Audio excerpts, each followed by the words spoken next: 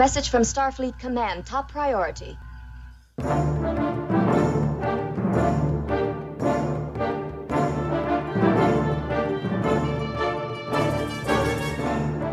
You are listening to the TrekRanks podcast, a member of the Tricorder Transmissions Podcast Network. This is episode 184, featuring the top 5 scenes with a beam. Welcome, Star Trek fans. I'm Jim Moorhouse. I'm the host of the TrekRanks podcast, and tonight we're returning to our favorite Scenes in Trek series for the 16th time. We have a super fun one. It's the top 5 scenes with a beam. And for the longest time, I thought we would do transporter room scenes at some point, but that just never felt quite right. So it hit me a few weeks ago to broaden this one up and just make it beaming. And then I landed on scenes with a beam, which can literally mean a lot of things in Star Trek. So we'll talk about all that in our Diagnostic Cycle in a minute. But first, let's introduce our 2 expert guests tonight. First up, returning for her 16th overall appearance on TrekRanks, she is number 3 on the overall appearance list. Coming to us live from the DC region of space, it's Claire Little. Claire. Hello. Welcome back. And second, he is the positronic brains behind most everything you see coming out of Trek Corps, making his 8th TrekRank appearance. Please welcome Commodore Ken Reilly. Hey, everybody. Hey, Jim. Thanks for having me back. Good to have you back on. All right, it's going to be an awesome show. We're going to get right into our TrekRanks recalibration. What are you recalibrating? Everything. It's a sweeping, a recalibration of all systems. Okay, TrekRanks Charter has 2 clauses. 1, we rate Trek so we can have a fun conversation about Star Trek. And 2, the ranks don't matter. We just use them as the framework to have a deep dive conversation about all the things we love about Trek. And as the Vulcan Master likes to tell us, infinite diversity. In infinite combinations. There are no wrong answers at TrekRanks. This show is about sharing the things we love about Trek, and we love it all from TOS to TNG, straight to the Enterprise, and the Kelvin timeline, now Discovery, Picard, Strange New Worlds, Short Treks, Lower Decks, and Prodigy. It's all fair game here on the TrekRanks podcast. Black alert. Black alert. And a reminder, this episode of TrekRanks is current now through Star Trek Discovery episode Eriga, the 7th episode of Discovery's 5th season. That's 910 overall episodes of Star Trek across the past almost 58 years. And one final reminder that we use episodes as a shorthand term, but the 13 films are always in play. Hailing frequencies open. Thank you, Mr. Worf. You can hail me directly on Twitter at TrekRanks or at Enterprise and Extra, and on Blue Sky at TrekRanks. You can see our extensive rankings of all the Treks at TrekRanks.com. And don't forget to call and leave us a message with your own picks. Here's our new phone number. By the way, if you've left a voicemail in the last couple of months, I didn't get it because apparently our number died. So we have a new number. It is 757-828-7265. That's 757-828-RANK. Yeah. All right. So to wrap it That's up. Good. That's good. Again, that's it. 757-828-RANK. We need some voicemails. For the last 6, 7 episodes, I've been saying, man, we stopped getting voicemails. What's going on? So that's why. Figured it out. Okay, Claire and Ken, let everyone know how they can get a hold of you on Subspace. Claire. I'm on Blue Sky, isolinear chip, and then the regular Blue Skies .social, whatever it is. I love it. Ken, how about you? Well, still holding down the fort on Twitter at TrekCore, and of course in the comments over at the TrekCore website. I love it. You know, I don't like to date our shows, but I'm going to say this week, Blue Sky announced that not only are DMs coming, but so are personalized gifts, right? They have gifts now, but only through, I think, Tenor. Mm-hmm. Yeah. So when that happens, I am going full on Blue Sky. So people, go get your Blue Sky account because soon that's going to be the only way. Okay, anyway, let's run our diagnostic cycle right now to get into this topic. Computer, run a level 2 diagnostic. All right, I'm going to do it. You know what? I do it every time. 15 previous scenes in Trek topics, and I like to just read them all off. So this will be merciful and quick. Our previous scenes in Trek topics, scenes in a turbolift, shuttlecraft, Jeffrey's tube, in a brig, on location in a cave, in sick bay on Earth, in a corridor, scenes on a cliff, top 5 fight scenes, scenes in engineering, scenes at a table, scenes in water, scenes on an alien ship, and tonight we're doing scenes with a beam, our 16th Scenes in Trek topic. I love this one. So what do we mean by scenes with a beam? Well, I'm glad you asked, because this one is wide open. You could be transporter scenes, it could be a tractor beam, a phaser beam, an actual structural beam in a starship or a building that's crashing in on somebody or doing something else. They just tried to beam you up, back, whatever it is they call it. Really? I stopped them. So many ways to look at this one. You can do whatever you want. So I'm dying to hear how our guests have approached scenes with a beam. So we're going to get into that now in our Prime Directives. Do they know about Prime Directive? They know everything I know, sir. And you're about to know everything we know about our Prime Directive. So Claire, let's start with you. How did you break this down? How did you look at beams? I tried to pick an example. I was broad with it. Yep. Hi, I'm Claire. I have a brand. But also, I did try to not just do 5 phaser beams or 5 transporter beams or anything. So I tried to pick a little bit of everything, but also pick things that I genuinely thought were exciting and interesting, and I didn't just pick something weird for the sake of it being weird. Oh my God, that is my exact Prime Directive. I literally was like, I'm going to have 5 different kinds of beams. And I always say that, sometimes the picks are just what you want to talk about. Yeah. These 5 picks are just the ones I want to talk about. So that's exactly the same. Ken, how about you? Yeah, I kind of went in the same direction. There's a lot of different definitions for the word beam, and I tried to come up with a wide variety of definitions applicable to my scenes. I love it. So I don't talk about 2 different, there's no repeats of types of beams. Okay, that's good. I will say for a while, I tried to have scenes where there was like 2 kinds of beams, and I did have a list of where there was 2 types of beams, but I ended up throwing that out because there was a couple I just wanted to have on my list. All right, we're going to cover a lot of scenes with beams tonight. I am loving this. Let's go. Third Demodiclon, introduce us to the order of things. I am a Jem'Hadar. He is a Vorta. It is the order of things. Thank you, Third Demodiclon. All right. Everyone will start with their 5-word summary and a hashtag to tease their pick. Then we're each going to reveal our scene with a beam and the reasons we're highlighting it. And of course, we'll have an episode to associate with that pick. And then we'll do some secondary systems picks for stuff that just missed our list. And if we have any duplicate picks, make sure you listen for the Defiant Torpedoes. Okay, we're starting with you, Claire. What's your number 5 pick for your top 5 scenes with a beam? All right. My 5 words are, did you know it's just #glitter swirling in water. It's the transporter effect demonstration from the Star Trek episode of Reading Rainbow. Oh my God. I love it. That's fantastic. Wait, go. If you need a specific Star Trek episode, they were filming TNG Symbiosis during the filming of Reading Rainbow. Oh, that's perfect. I was going to be happy with Reading Rainbow, but now we got Symbiosis. Okay, yeah, I wasn't sure. So like a lot of people, I'm almost 40, like a lot of people my age, I loved Reading Rainbow. I loved Star Trek. And let me tell you, the very first time I saw that episode of Reading Rainbow, I thought I was dreaming. I thought I was hallucinating. Is anybody else seeing this? They accidentally combined 2 of my favorite things together. Incredible. Holy shit. So exciting. But also, it was the first time that I ever learned anything about how the show was made. There were no special features on anything yet because there were no DVDs yet. I had never seen any bloopers or any of the behind the scenes stuff. And learning that the transporter beam effect was just glitter swirling in water was mind blowing.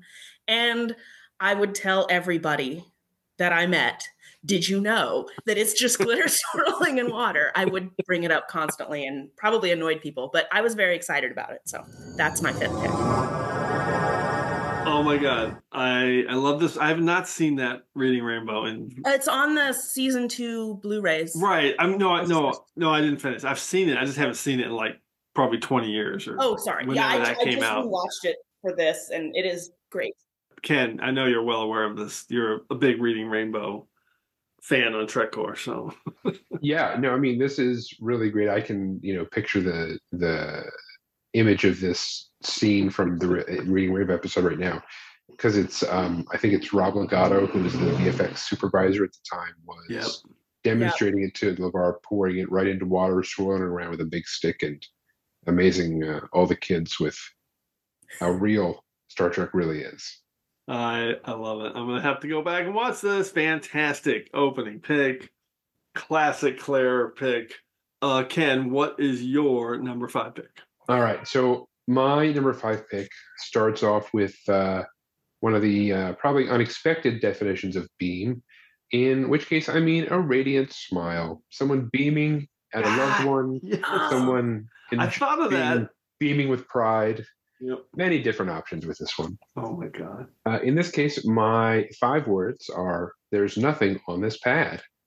Hashtag poetry that rhymes. It's Jadzia enjoying Worf's fake little poem at the end of One Little Ship, Deep Space Nine, episode 614. What a great pick. And the nice thing is, in a rare instance, you see Worf smiling right back at her. So it's this couple just enjoying each other, enjoying each other's sense of humor, and sharing a couple of great big smiles at the same time. Okay, I did try to think about a smile or a beam like that. This one is so good. What a great, unique moment, right? Is there another moment like that with Worf, or especially with Worf with another person? Just pure joy. I love this, Claire. This is so great, and I have to say, this is not a definition of beam that occurred to me at all. Yeah. And so I'm really glad that it occurred to you guys. But you're right. This is like a specifically or an especially nice, like warm example of it too. It really is. This one, like the proverbial warm blanket. I actually thought about doing Phlox with his smile, but ended up on my secondary system. So it doesn't sound like we're going to have any more smiles or beams. So, okay, incredible. Great. What a start. Oh my God. All right, I'm going to go. All right, mine's a little more basic.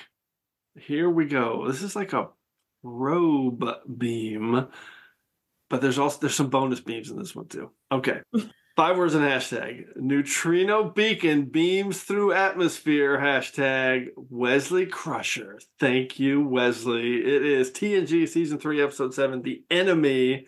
And this is like the probe beam that Wesley drops on the planet so that Geordi can try to cut his way through all the atmospheric gunk and change the pattern and know that he's still alive down on Galorndon Core in The Enemy. And there's a lot happening right here. There's also transport enhancers, so there's some cool beaming there. You also got those hand pump flashlight beams, some cool shots of those, so I thought about those. But here's the thing. So my whole thing about a beam for all my picks, I didn't say this in my secondary system, was somebody has to say beam, right? They have to use the word beam. So I was going to pick this, and I went to rewatch it and was watching. No one says beam through the whole thing. They're calling it neutrino source. They call it a beacon, a pulse, a probe. And then, so I thought I wasn't going to be able to pick it. And then at the very end, Picard, the final reference of this thing says, Captain, the signal pattern from the neutrino beacon is modulating. It's Geordi. We can't transport him with the shields up. If we lower our shields, the Romulan will strike. The electromagnetic window on the planet is closing, sir. 3 minutes remain. Transporter room, lock onto the neutrino beam and stand by. Standing by, Captain. So Picard tells the transporter to lock onto the neutrino beam and beam them up, and I love it. So I was like, I'm using this. I am keeping it in. I've always loved this episode, and I love that moment. It was just like so smart. Like, oh, yeah, a cool beacon or a beam. It's going up to the ship, and all Geordi has to do is change the pattern. This is smart TV. I love it. Claire, what's your take? Great pick. I know that you also wanted to choose this episode just because then you could say Galorndon Core. Well, I love saying Galorndon. On an episode of TrekRanks. So good. Can't say it enough. You mentioned something that I thought of when I was trying to figure out my picks, which is like, what's the difference between a beam and a pulse and a sweep and sometimes they'll use the deflector dish and it's like a gentle stream of particles. Is that really a beam? It's a little kind of loose, like, So that's I was faced with beam. I was faced with that same conundrum. So I decided my rule is going to be someone has to call it a beam in the show. And I really thought, I was like, man, they're not going to call it a beam. God damn it. And then Picard I definitely did not go to, some of my stuff is not called a beam, but I'm okay with it. Well, that works for me. Ken, what's your take on the enemy and this neutrino beacon beam probe thing? Yeah, it's great. I like it because it's a unique Geordi beam, right? It's invisible, but he can see it. Yeah, exactly. Right? Yeah. That's the whole point of it. Yep. So it gives us also like a rare instance of seeing in Geordi vision, right? With all the rainbow static, it's always like us trying to steal cable when you were back in the old days, right? Squint, maybe you'll see something good. And in the end, it gets him home, and Wesley doesn't have to leave, even though that might have not have been everybody's favorite thing. I love Wesley's awesome in this episode. He's so good. Oh no, it's great. It truly is. It's good. How no one else thought of it, who knows? But by the that's way, what Wesley's for. I always like to point this out. This is a Michael Piller script directed by David Carson, so that's like the A list of. That's good stuff. There. Okay, let's go to round 4. Claire, what do you got? All right. My 5 words are energize, energize, energize, energize, energize, #energize. It's transporter tests, just as a concept. I love this. All of them. There's so many. I know. I already know in my head what you're going to pick, but go. Okay, I'm going to go with TNG's The Ensigns of Command, just because they have transporter. I mean, there are so many you can choose, but I do want to give a shout out to the test objects in Galileo 7, just because they look cool. But I like the moments when Star Trek remembers that living and working on a spaceship might be kind of boring at times, and that there's like basic maintenance and engineering stuff that has to happen, and also spending some time watching people solve the problem of the week instead of just having it solved off screen or kind of pulling the answer out real quickly. I like when Star Trek has the time to do that. And I also like, the reason I chose the Ensigns of Command specifically is because it's like the episode has an A story and a D story. It's not even a B story. It's like 85% A story. And then there's just like these occasional moments of Geordi and Wesley Crusher and Chief O'Brien failing miserably at their transporter tests, and then showing up at the end and being like, sorry, Picard, like, we can do it, but it's going to take 150 years and a whole bunch of work. I love it. Like, they don't actually succeed, but they just melt a bunch of little cylinders for a few minutes, and then that's it. And I don't know why. I don't know. I like those kind of, it's like fluff, but it's good fluff. And Picard coming in to check on him, and he's like, okay, keep it up. Yeah, and it's like, it's this huge waste of time. Now, are we progressing, Miss LaForge? About like you'd expect, sir. Splendid. Carry on. He wants the impossible. That's the short definition of captain. By the way, this is 100% the episode I thought you were going to pick. Oh, great. 100%. Because whatever those things they're beaming, they're just cool. When that one beams up and it's all like split and deformed. It's like melted and that's they just peak TNG for me, right? It is. So good. So just like seeing them melted, and they're just plastic, but they treat them like they weigh 500 pounds, right? It's so good. Right, exactly. So good. That is an acting skill, to lift something that weighs like 3 pounds and is made of styrofoam, but you have to pretend like you're lugging it. Yeah. They do Absolutely an acting skill. I love this pick because I did think about Tess. I didn't pick one, but I was thinking about like Much Ado About Boimler, and I thought about what was it? Oh, Darmok was one that I thought. I might be spoiling people's picks. I need to shut up. Okay. Ken, what is your round 4 pick? All right. So for round 4, I chose to go with a physical structural beam. Steel beams, wooden beams, everything's made of beams around this place. And, there's a lot of options to pick from with this one. But with this, I went back to a beginning. My hashtag is Cornerstone Trauma with 5 words. Why do you exist here? It is from Deep Space Nine's premiere, Emissary, and the steel beams that Sisko couldn't pull off his wife Jennifer before the starship exploded. Dude, that is rough. It is, but it's the whole start of the show. Yep, and that's where he exists. Everything that leads to the prophets and everything that follows from it. Yeah, that's deep. That's amazing. I do have a structural beam coming up on my list. So I knew there'd be some actual beams picked.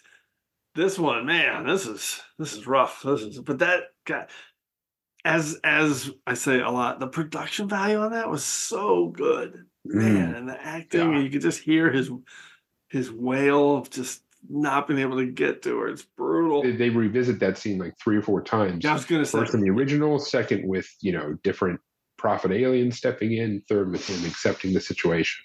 Yep, exactly. Claire? There are a lot of examples of beams falling on people in Star Trek, and I do have a structural beam as well. But this is the ultimate beam falling on someone. Right. Very good pick. It truly is. Okay, man. So we had some feel good picks and now some now a big downer pick. Thanks, Ken. Always happy to. All right, here we go. That was a joke. This pick is awesome. Sorry. All right, my round 4 pick, 5 words and a hashtag. Oh, this is my structural beam. Here we go. Beam lift, crash, and transport hashtag following beam out. This is a heavy beam and a transport beam out from TNG Season 5, Episode 11, Hero Worship. And I love this cold open when it's a super underrated episode. I love this episode. I do too. I picked it as one of my top 5 Data episodes like 6.5 years ago, and I stand by it. So my pick's a little bit of a twofer. So it all happens in the opening with Data and the crew, and they're saving little Timmy on the USS Vico, which is that awesome Oberth class that just got its ass kicked by the Black Cluster. And it's so cool. They beam over. They think everyone's dead, but then they find this little kid pinned under a massive starship beam, this iron or whatever deuterium girder that has collapsed. And so Data has to lift the beam, free the kid, and then quickly move and get beamed out. And again, production value on this is so high. And my favorite part of it is that when he's beaming out, they have another beam fall from the ceiling and crash through the transporter beam.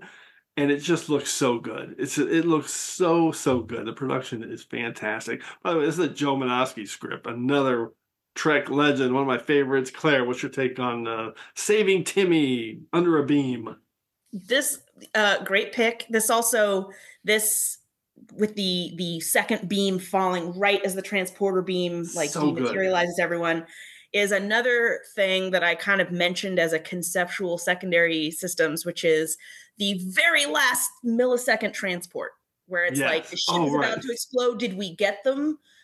Chief? Yes. And it's like they beamed out 1/10 of a second before they died. And this is a great example of that. But you get to actually see it happen. Yes. It's good. Yeah, so this was my number 4 pick until 5 minutes before we started recording. Oh, amazing. You went to a different beam. I swapped it out for Emissary. That's right. So good. That's so good. It's great. I mean, this one is legit. I just, that vision of the beam falling through the transport beam is just so ingrained. Again, peak TNG. Got a lot of TNG early on here in the first 2 rounds. Not surprised. All that electromagnetic soup, it's wreaking havoc on our nervous system. Okay, soup round. We're here already. Let's keep going. Claire, what's your soup round pick? So I will tell you right now, I don't actually know what the term for this is. So I found some options and we'll find out. 5 words. It's not brazier? No. Brazier. Smiley face. Okay, sorry. Brazier. Keep going. 5 words are from Bella to Kirk to Morticia, #drama. It's possibly called, and I'm probably mispronouncing this, chiaroscuro lighting or slit lighting. It's the lighting effect that they use all the time in the original series to highlight someone's eyes. That like what? You started the beam of light What? on people's faces. And so, like they use it in the old Bela Lugosi, Dracula movies. It gets called Morticia lighting a lot now because of the way they lit Angelica Houston in the 90s Addams Family movie. Obviously, it was not called that at the time. Yeah. That's what I could find online. Friend of the show, Adam Drosen, will probably tell me. He will probably know. Tell me again, what do you think it's called? Because your 5 words threw me off. You're like, Bella? Oh, What is Bella? Yeah. So, chiaroscuro, how do you spell that? chiaroscuro. I'm sure I'm mispronouncing it. And is that term, sorry, I keep interrupting you, is that term about lighting lights or like a specifically face? About lighting an actor specifically to emphasize their eyes, where you have the top and bottom of the face in like intense or more intense shadow than you would expect. Yeah. And then their face and specifically their eyes are very well lit. You see it a lot. I chose the Corbomite maneuver as my example for it. Hell yeah. But it's kind of like you could pick any episode you want. A specific example of it that's in universe would be the way Spock's eyes light up when he looks in his viewer, that blue streak across his face. But like, just as a lighting technique for the show, they used it all the time on like McCoy and Kirk get it a lot. Yeah. It highlights the eyeshadow that McCoy is often wearing. Yep. Anyway, that's my iconic so all-time pick. Oh my That's god, amazing. I love this. I mean, this is the production level you're talking about when you talk about one of the reasons, that Star Trek is gonna last forever, and it's 60 years in, and it's as fresh as it's ever been. Because you look at that shit, it is so good. It is such a high level. It stands the test of time. God, I love it. And one of the things, I mean, it's one of my favorite things in TOS. I just love it. But I love it when there's homages to it. Like in the Kelvin timeline, they did a great job with Pike in Star Trek 2009. They did that a lot with the lighting on his eyes. And they've done it in Strange New Worlds and Quality of Mercy. And it's just anytime it shows up, I love it. So great. Yeah, I'm just surprised you didn't pick when they did it to Deanna in Nemesis, trying to track Shinzon by psychic sensors. Oh, you're right. Oh my God, there's an example of when it doesn't work so great. Exactly. It absolutely did not work in that example. That is a great bad example. Jeez. Also, I should not be able to recall that one so quickly. You did though. You did.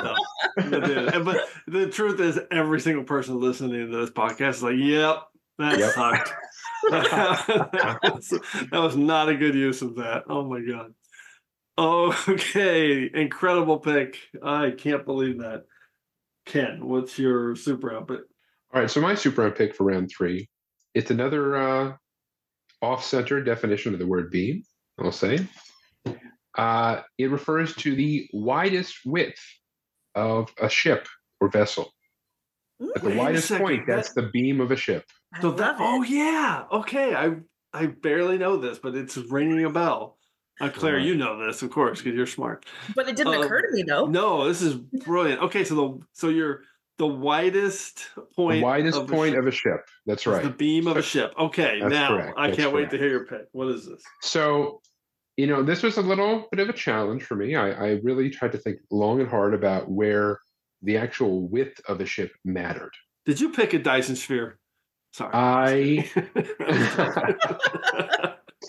So there were only a few options I could think of. And wait, every ship's got one. What do you mean? Yes, but when does it matter? Oh, when does it matter? In the story, right? Cool. I love this. Right? Well, I think I have an idea. Okay. So in the end, I could only come up with 3 options, but I had to go with my 5 words. The coolest motion control shot. #, you won't fit if you're flying straight. And that is the Enterprise twisting to fit through the closing Dyson sphere doors. Okay. Yes. In TNG 604 Relics. How did I know that was coming? Which is another episode with an incredible beam. You could have double beamed that episode. Oh, you could have. That's right. That's one of the best time travel not used. That's right. Things There's ever. so many beams and relics. You have Scotty showing up in the TOS transporter effect. Yep. You've got the super powerful tractor beams that lock people in the Dyson sphere. Yep. You've got Picard beaming Geordi and Scotty out after firing torpedoes at their ship with their shields still up. And then you've got the twisting escape where the ensign has to turn the ship 45 degrees to fit through those doors. I love it. So a lot of beams, but that's the one I picked. The width of the Enterprise D and relics. Incredible. Awesome. Okay, since I don't think we're gonna, I want to hear what were your other two options? This topic, to this category. No one else is gonna have this category. Yeah. My other alternatives were the NX-01 Enterprise approaching the repair station at dead stop. Oh yeah. Where it adjusted. Where Trip says, "I don't think it'll fit the saucer section," and then it widens itself so it will fit. So cool. And for a more up-to-date reference, the ISS Enterprise couldn't get its way out of that wormhole in Discovery's mirrors, so they had to widen the wormhole so it would fit out to get to escape. Oh, that's right. Yeah. Okay. Just a few weeks ago. Yeah. So those are the only real three options, unless you count Star Trek Into Darkness when Kirk thinks he'll get that little ship through the alleyway. But that's where that's not really one to think about too much. That's the first one I thought about, though, when you said turn the ship on its side. So amazing. All right, Claire, anything to add on this, the beam of a starship? No, I mean, this is awesome. And also what an awesome concept, and also just as an episode to pick. There are so many, like you just rattled them off. There's so many different beam situations going on in this episode. Yeah, and there's that, and especially when like Geordi is beaming when he gets to meet Scotty. Oh wait, that didn't happen. He was pissed off and annoyed the whole time. No, you mean beaming, smiling? Yes. That's one of the reasons I don't love relics. Sorry, I'm editing that out. This is TrekRanks. We don't talk about this shit. That's right. All my beams were non-Geordi related, so we're yes. Okay. All right, let's go to my round 3 pick. All right, we talked about this one at the end of our last episode when we asked our guests the question about the next topic. And little did our guests know that I was already 100% planning on picking this because I love this moment. And Patrick Carlin, he took like 3 of my talking points, but I was like, I went with it. So here we go. 5 words and a hashtag. Pinned under a beam while beaming. Hashtag screaming while beaming. And this is Lower Deck Season 2, Episode 2. Boimler being pinned under a beam and transporting out and being stuck in the transport and screaming while beaming at the end of Kayshawn, his eyes open. I love this moment. It's incredible. I've used that hashtag before, screaming while beaming. So this is the perfect tie-in. And yeah, Jack Quaid, it's hilarious. It's just so perfect. The whole thing, it's so... You end up with 2 Boimlers. It's the most iconic of transporter accidents, also beaming, and I just love it. But really, this is just about that 2-second clip of Boimler being kind of phased in and out of beaming, and he's screaming the whole time while pinned under a beam or something that looks like a beam. Boimler! Boimler! Huh? Oh, God! The distortion field's re-engaging. I'm losing him. That's not an option. Rerouting main power, initiating second containment beam.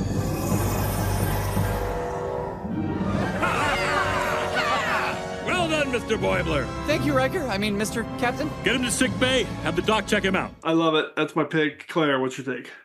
I mean, it's a perfect gag for Lower Decks that only Lower Decks could really do. I mean... The closest you could get to that probably would be in live action would be, I don't know, Barkley maybe could pull that off, but it's hilarious. It works. It's great. Oh, we do it. There's some good Barkley beaming stuff. I forgot. Like, he's the only person who could scream. He could flat out scream, and I feel like it would work in a live action context on Star Trek. Or it could be Boimler in live action. Oh, that's true. Yes. You're right. Ken, what's your take on Kayshawn, His Eyes Open? I think it's a great pick. And I don't have a duplicate, but I'm going to come back to this episode later. Okay. I love it. I love it. Good reference. Okay. Here we go. Round 2. Claire, what do you got? My 5 words are cool, creepy, ominous, oh crap. And I could not come up with a hashtag for this. I'm sorry. But it's Locutus's laser beam flashing the camera at the very end of Best of Both Worlds Part 1. Yeah, it's good. Good. I didn't think of that. It's scary. Like, I don't know if it's because I was a kid when I saw it for the first time or what, but it's genuinely unsettling when that happens. And every single time I watch that episode, it is still really unsettling. And it works. It's one of those things that could be a little too much because the laser beam shines directly into the camera for just a split second. Could be a little like lens flare-y, kind of corny, kind of distracting, but it's not. It is chilling. It's seriously. And it's a literal laser beam. So yeah, literal laser beam. It looks so good. It's so impactful. God, and they've reused it. I mean, they reused it in Picard, obviously, in Impossible Box, and so often with other Borg. It's I love this. I didn't think of this, but it's a perfect beam. Ken, what's your take? So I thought a little bit about Borg stuff with this. You know, they have the cutting beam, they have the tractor beam, and the lasers did occur to me, not with Locutus. I mean, this is definitely the best instance of that type of beam. I came close to that scene in First Contact where all the Borg come out of the darkness. But yeah, no, this is definitely the better and best choice if you're going to use that kind of beams for sure. Yeah, I thought about the cutter beam. That's on my secondary systems. They're carving us up like a First Contact Day salmon / roast. Okay. Okay, Claire, Ken, what's your number 2 pick? All right, so my number 2 pick is going to go back one round, back to the soup round, Jim. And it's from Kayshawn's Eyes Open, but it's not the choice you picked. Okay. My 5 words are good enough reason for me. And my hashtag is motivation to be out there. There's a moment when everyone on the Titan crew is giving Boimler a little bit of a hard time about not being an action hero, not wanting to be out there like Captain Riker. He just wants to play in a quartet. That's right. And he says, hey, boldly going is about exploring, but about doing all that fun stuff too that doesn't have any danger involved. And another officer says, that's not bad. I joined up to Starfleet because I wanted to study moss. And then the Australian tactical officer, what does he say? I joined up because I love beaming. He loves beaming. That's my number 2 pick. Signing up because you love beaming. I'm speechless. I'm speechless. It's a perfect pick. Perfect pick. I'm remembering now why this came up so much in our last episode, because this is we reference it as a love letter to Star Trek, because everything Boimler says about I want to just play in a quartet and hang out. Love letter to Star Trek. Oh my God, I love this. So I'm trying to remember the character. He's the Australian like tough dude, right? He's the tactical officer. He does not have a name. But he's trying to. He gives off the air of like being a tough guy. That's right. But he lets it all drop, and he says, "I joined up because I love beaming." So good, Claire. I mean, it's such a, there's got to be someone out there who loves beaming. We hear about people who hate using the transporter, who are afraid of it or just don't like it. Why can't there be someone who loves it? That's a good point. It's the opposite of all, because everyone who doesn't want to transport, it's always referenced like, it's a copy of myself, or it's dangerous. Yeah. It's beautiful. And you know what? I'd love to be in a string quartet. I love that when Riker was on the Enterprise, he was out there jamming on the trombone and catching love disease and acting in plays and meeting his identical transporter clone Thomas. That stuff may not seem as cool as what you guys do, but it's Starfleet all the way. I got into Starfleet to study moss. I joined up because I love beaming. Thanks, Boimler. If we're going out, at least it's remembering that Starfleet isn't just about kicking enemy ass. Can't believe the captain has a transporter clone. Yeah, Thomas Riker. He was created from a distortion field that was actually a lot like... What are you doing? We might not have to die! That might be the first ever reference to someone who loves beaming in Star Trek. I'm pretty sure it is. Brilliant. Yeah. Oh God. Okay. That's why I love doing Trek Ranks. Amazing. All right, let's close out round 2. Oh, this is another fun one. Oh, and also from some newer Trek, 5 words and a hashtag. Did you just throw an asteroid? Hashtag. Goddamn right I did. This is my tractor beam pick. I knew I was going to have at least one tractor beam pick on my list, and I love this one. It's Picard, Season 3, Episode 4, No-Win Scenario. And this, of course, is when the Titan, Riker's just kind of jump-started them out of that nebula, and they're racing their way to the edge to kind of make a run for it from the Shrike. And Riker steps up. He activates the tractor beam, grabs an asteroid, and then just beautifully hits reverse thrusters, release the beams, and it crashes into the Shrike. Just an epic, elevating moment, because this episode, it already has so much going on. The escape, there's just so much going on, and you think they're kind of through it and they're just going to run or phase their way out of it and be done. But no, they elevate it with a tractor beam, grabbing an asteroid and smashing it into the front of the Shrike, which of course was payback because the Shrike threw the Helios at the Titan maybe one episode earlier. So I love it. Just a very, very cool tractor beam moment. Claire, what's your take?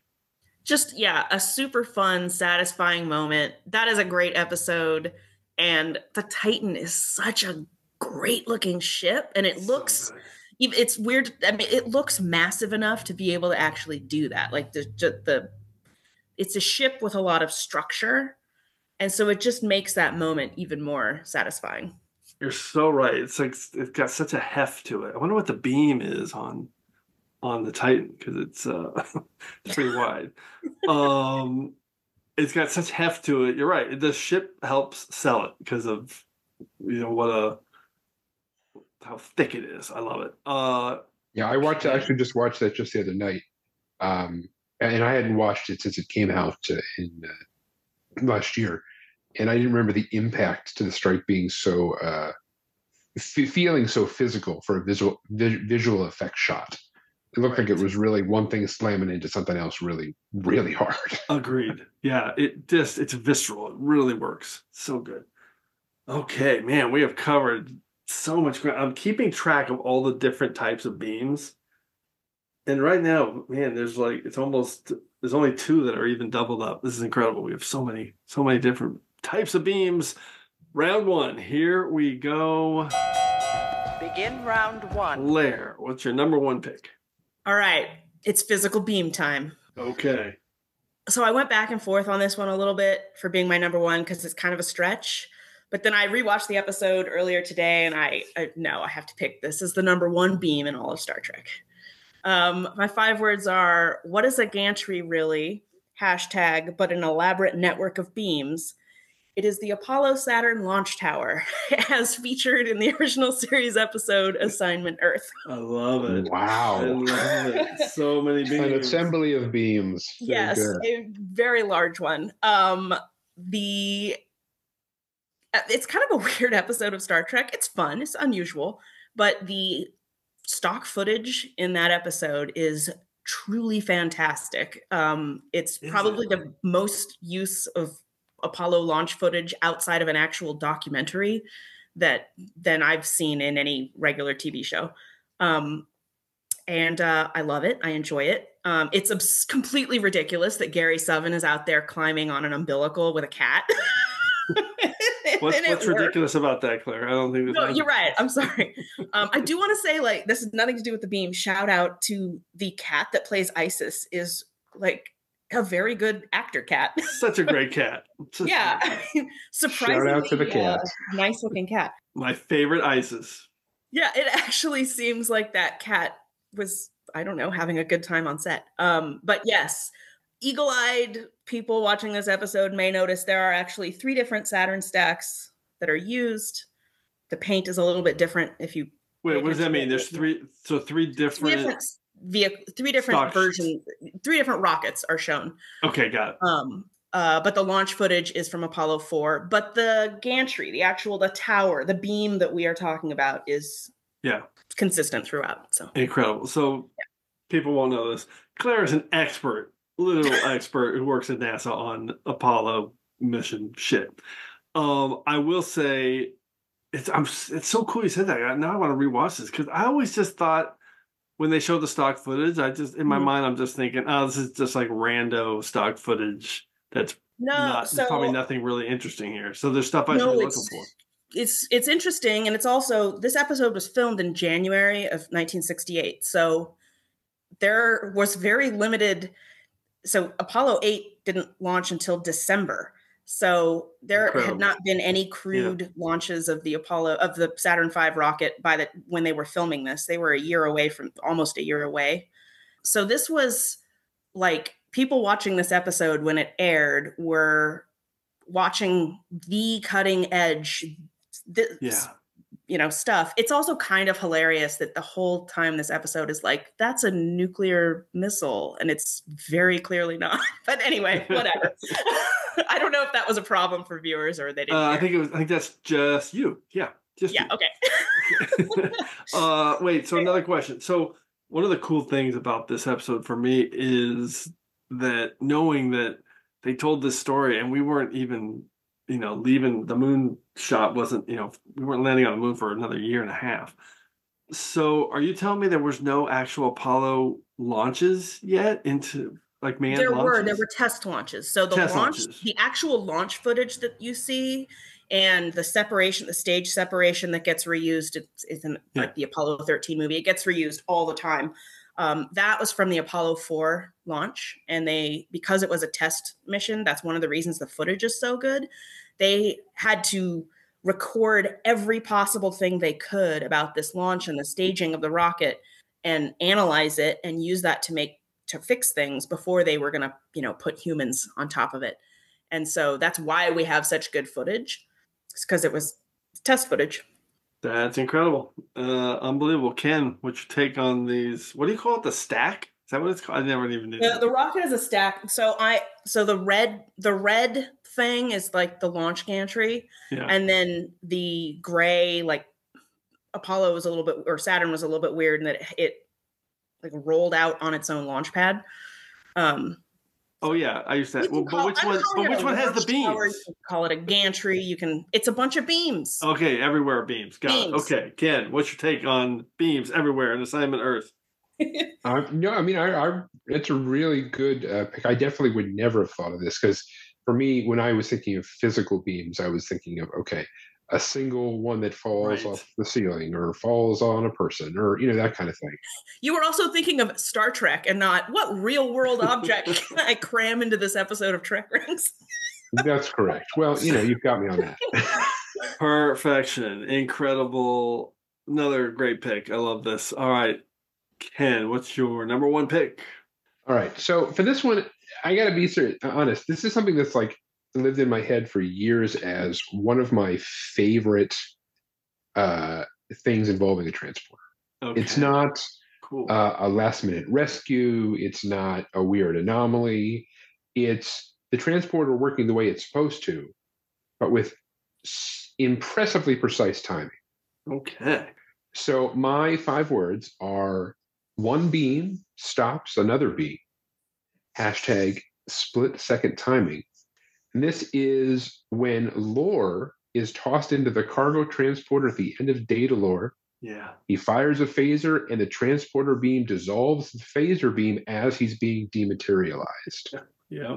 Yeah. The transporter catches his phaser in the nick of time, and it just goes poof before he's beamed into space. Amazing. Wes, the transporter. Another iconic moment. This is such a memorable effect and moment. Wesley, now!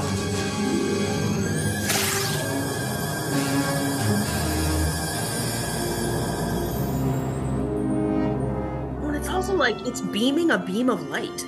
I mean, how do you do that? Is it just dissipating the beam of light, or? I mean, but light can also be a particle. So, Laura's gone, sir.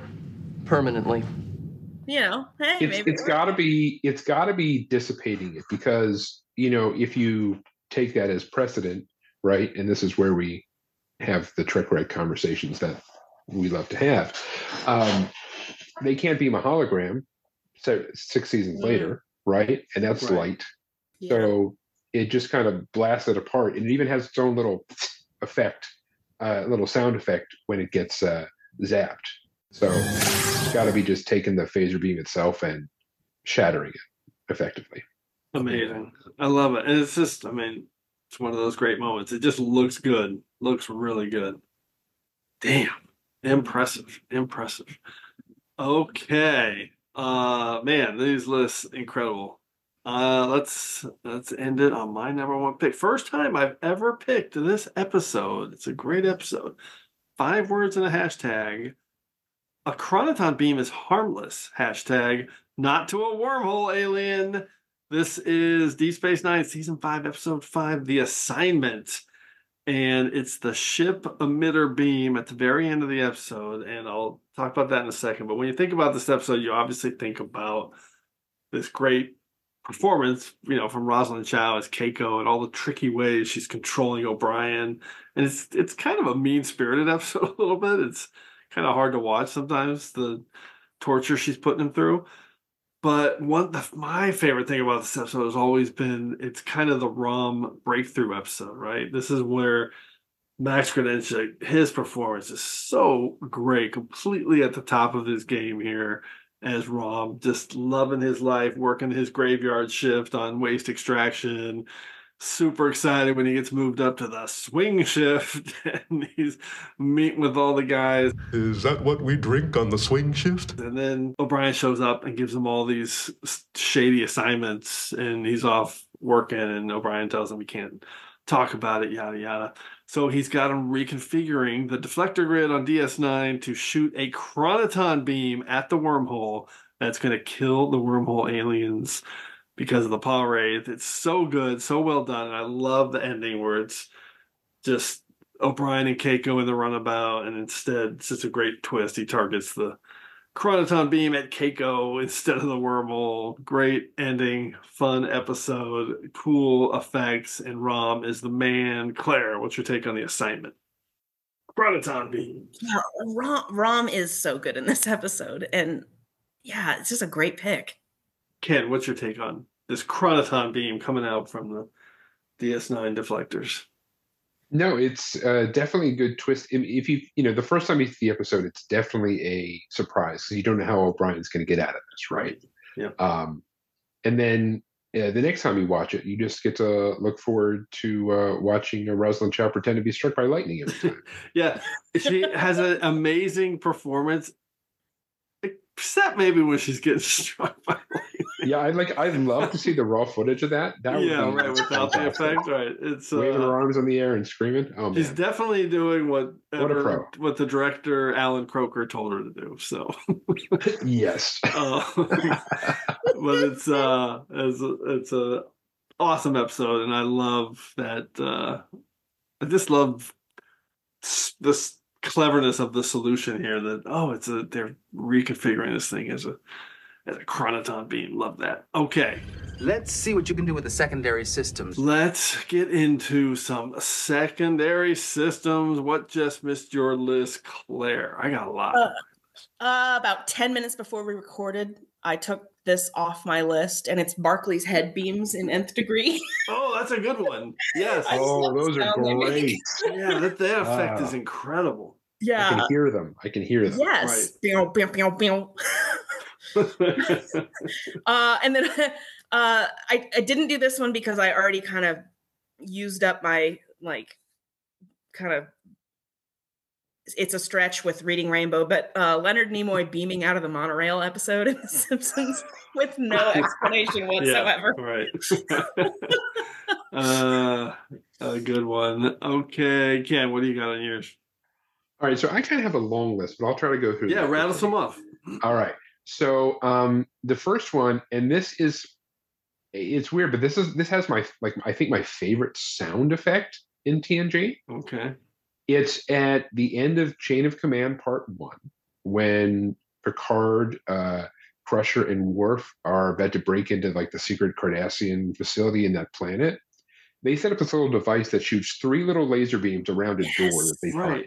And it has this like musical hum sound effect.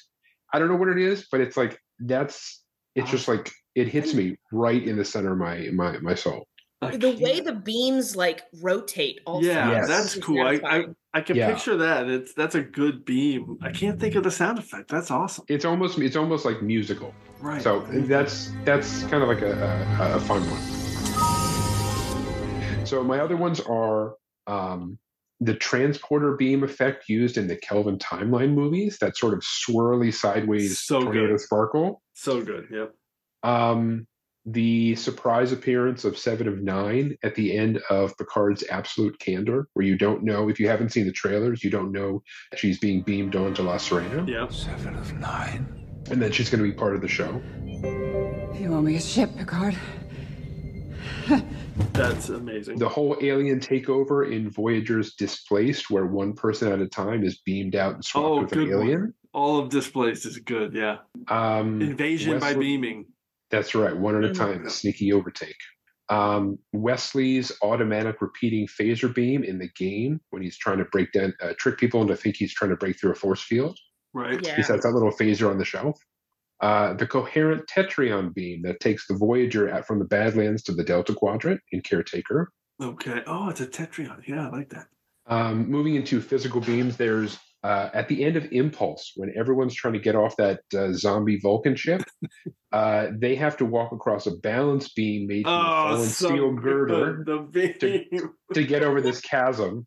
So Archer's carrying T'Pol on his back while he's trying to walk across this balance beam. That's so good. That's an epic scene. I actually had a couple of backups for my Radiant Smile beam. You have Picard's fake smile for the Admiral when he's trying to explain what Captain Picard Day is and say he's the role model. That smile ain't fake. That's right. He's pretending to be proud very well. So good. The classic, which is at the end of Amok Time when Spock's so happy to see Kirk alive. Yep. The whole original series crew having fun in the water at the end of Star Trek IV. Good. And then the last one for the smiles is Sidney LaForge's first appearance, smiling like a maniac when Picard and Riker first show up on the Titan. Yes. And Picard says, "What's wrong with that?" I love it. The very last one, and this is my last secondary system, and one of my toughest cuts, was the sunbeam shining down through the broken bridge skylight in Generations after the saucer crashes on Viridian 3. Oh, so yeah, that's memorable. a good one. A sunbeam is so good. That one was my toughest cut. I love that. That's fantastic. Okay, I just got a few more that haven't come up. I've got. They didn't call it a beam, so I couldn't use it. In Captive Pursuit, the reveal of Tosk when he's got like that beam on his helmet and he's like scanning the holding cell and he finally sees Tosk. I love that. It's more of a scan than a beam though. And then at the end of A Matter of Time, when the ship kind of uses itself as a conduit to kind of beam the atmosphere, fix the atmosphere. It wasn't really a beam, so I didn't use it. I researched it, but it wasn't really a beam. A beam crashing and beam out the forge when Mayweather and Reed find that unexploded bomb at the beginning of the forge. Of course, the Boimler being out of phase in Rutherford's beaming experiment, and Much Ado About Boimler. I had 2 Archer beaming rescues from Broken Bow and Cold Station. I also had this was a good one. I have 2 more. I almost picked Times Squared because they had that little tiny mini tractor beam that helps bring the shuttle into the shuttle. They only used it one time. Yeah. Like they actually show inside the shuttle bay like this little mini tractor beam that kind of takes over for the big tractor beam and finishes landing it. Like it makes sense because how else are they going to get in there? It does, but it also it's also for production. They're like, we're getting too into the weeds here. We don't really need to show this. Okay. And you just have a guy standing there watching. Is it Orion that's just standing there watching? I don't think maybe it is O'Brien. I don't know. It's yeah, I think it is. Good call. And then the last one, again, this came up when we talked about this on the last show, so some spoilers. My special shout out. You're gonna love this, Aaron, and I'm surprised you didn't think of it. The blaster beam.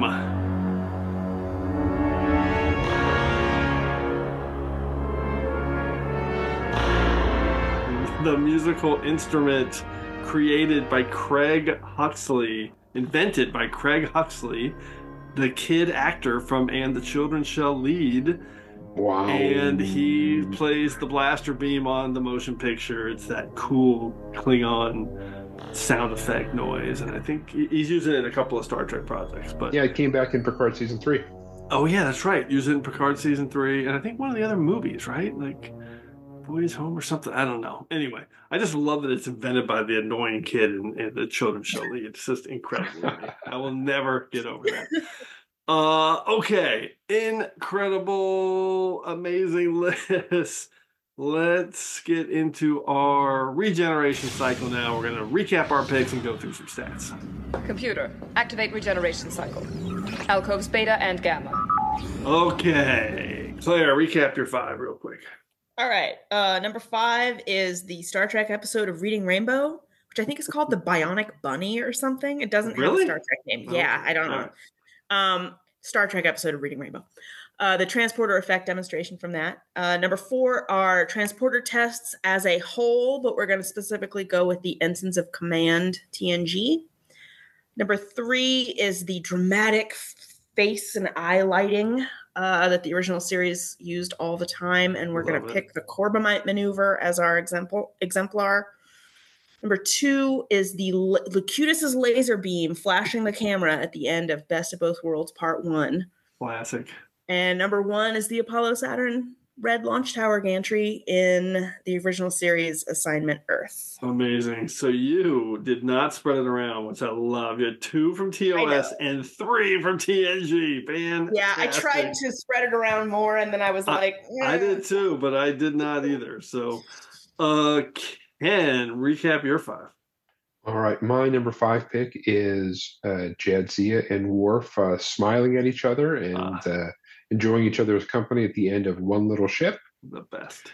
My number 4 pick are the fallen beams on Jennifer Sisko in Deep Space Nine's Emissary. The worst.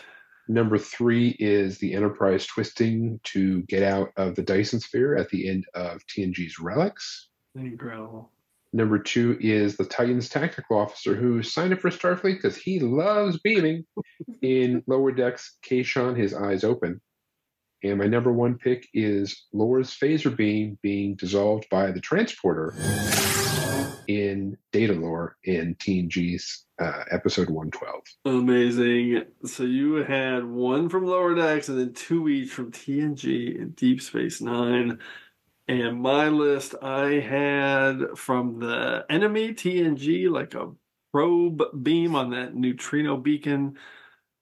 Number 4, hero worship from TNG, the heavy beam sitting on top of Timmy that Data has to rescue him.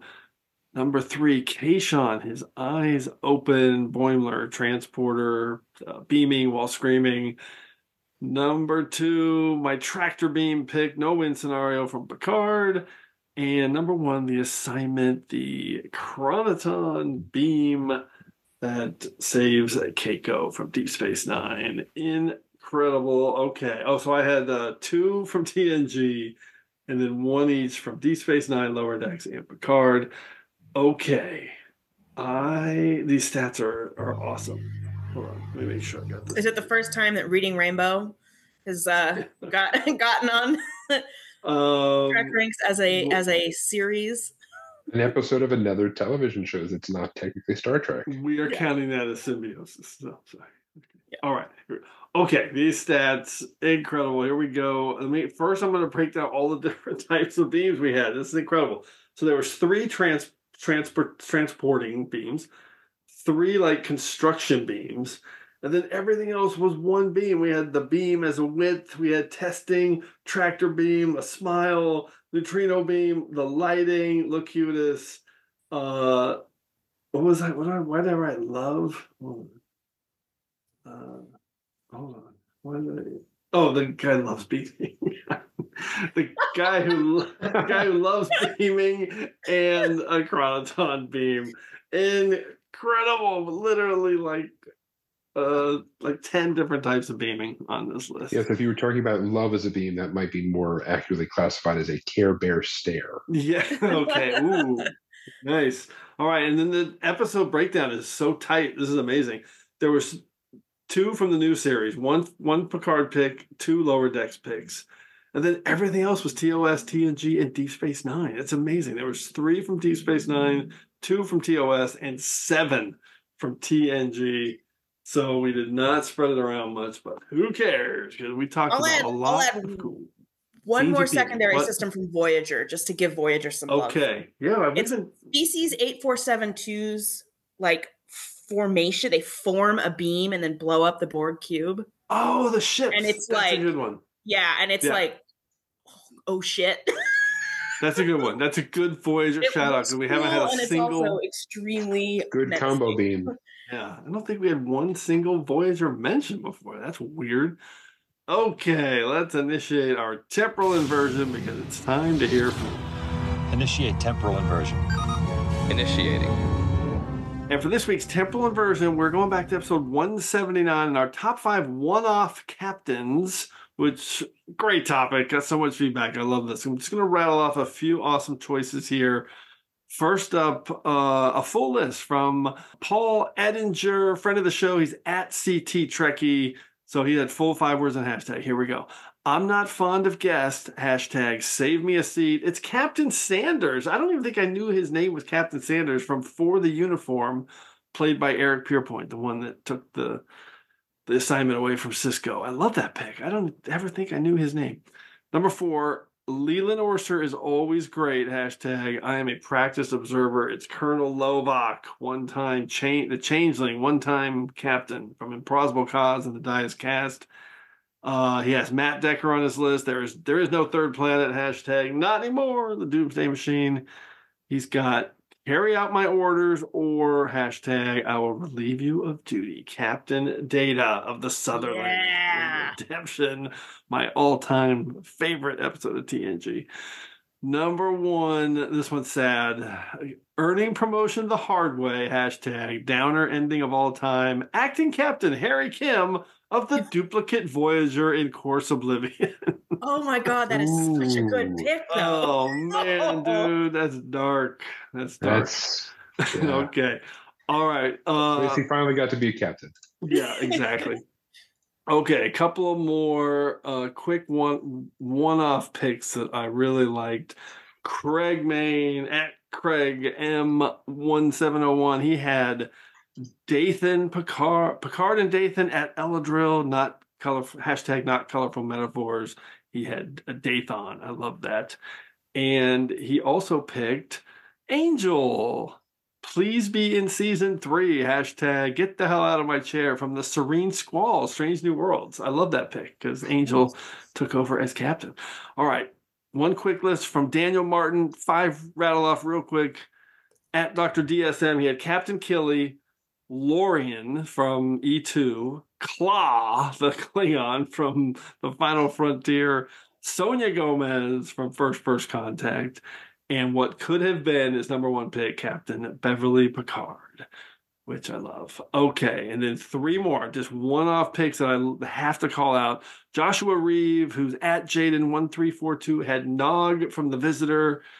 Adam Sanders at MetsFan1701 had Captain Crandall from Picard, the Pente, the old guy that lived on the Pente and the Rikers kind of put up with, it sounds like.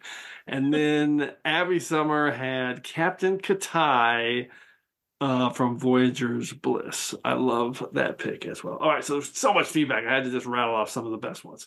All right, once again, those picks, more than enough to clear ourselves from this week's temporal inversion. So as always, I want to thank everyone for all your great responses to the TrekRanks podcast. Please keep your list coming to me at TrekRanks on Twitter so we can retweet them. But we also want to hear from you, so put together your own list of top 5 scenes with a beam or a list from any of our past shows and give us a call at our new number, 757-828-7265. That's 757-828-RANK. Okay, or you can call, or you can just record it yourself. Send me a DM. We'll connect that way. But we want to hear your voicemail. So get in some voicemails because we're behind because I lost our number somehow. I'm an idiot. All right, here we go. So hopefully we'll hear from you so you can be featured on the next episode of TrekRanks. And on the next episode of TrekRanks, it's that time. We're finally there. It's the final season of Star Trek Discovery, a show that went on the air just about 5 months after we started doing TrekRanks. So it's kind of a bummer. I'm going to miss it. So next week, we're doing our top 5 Discovery Season 5 moments, our 5th and final recap show for Star Trek Discovery. So Claire and Ken, if you have to pick one memorable thing, one moment or character or actor from this season of Star Trek Discovery, what would it be? We're like 7 episodes through right now. So Claire, what do you got? I mean, I have to pick the negotiation scene between Trina and Rune from this most recent episode of Discovery. It's the best Star Trek moment, scene, whatever, that I've seen in years. Like it was so good. I ran it back and watched it again immediately 100%. In the middle of the episode. This is why I've been going on about this episode. I love all those scenes are so well done, so clever, so well written.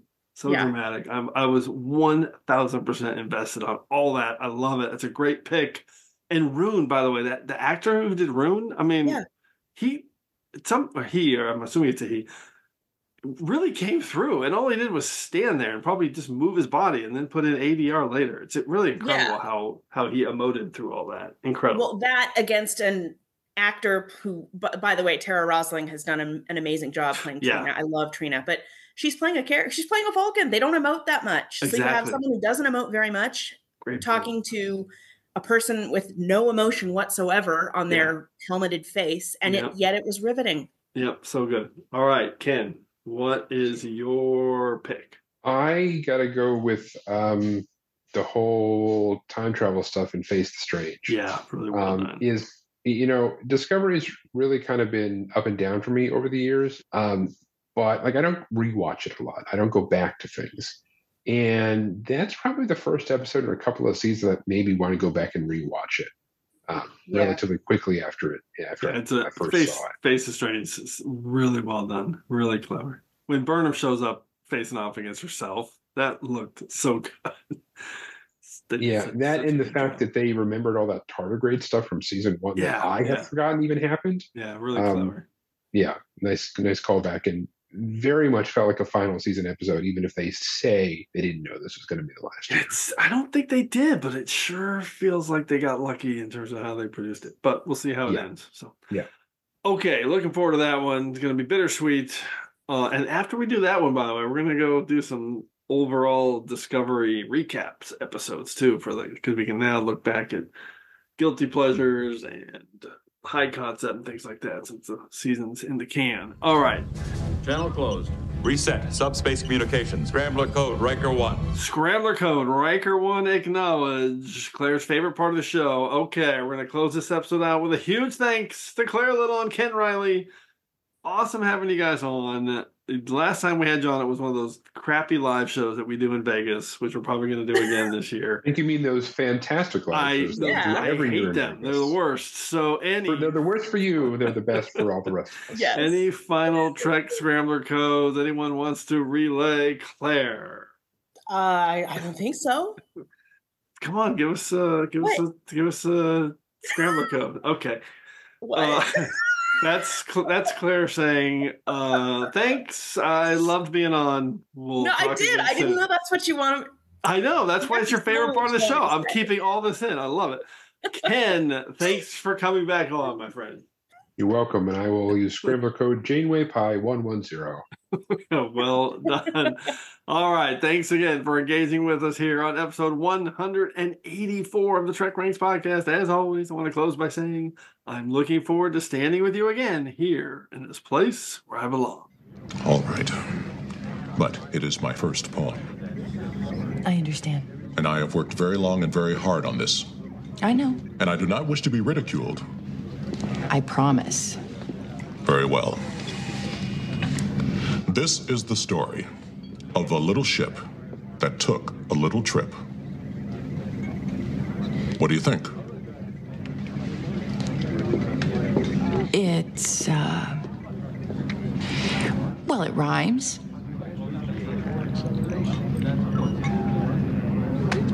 There's nothing on this pad. Oh.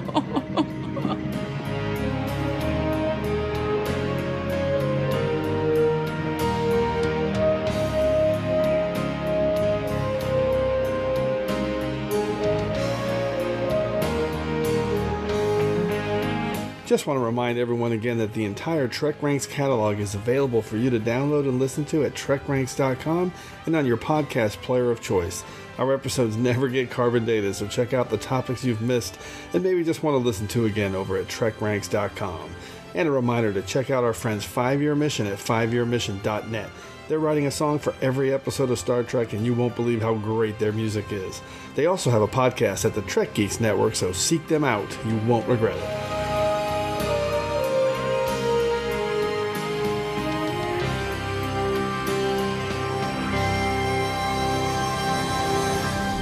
Sirs, contact the Shrike.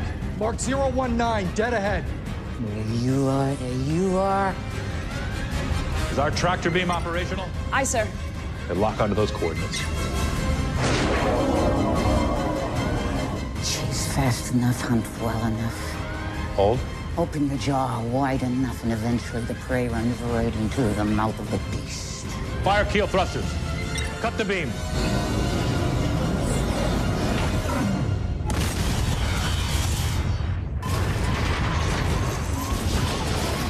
Stabilize!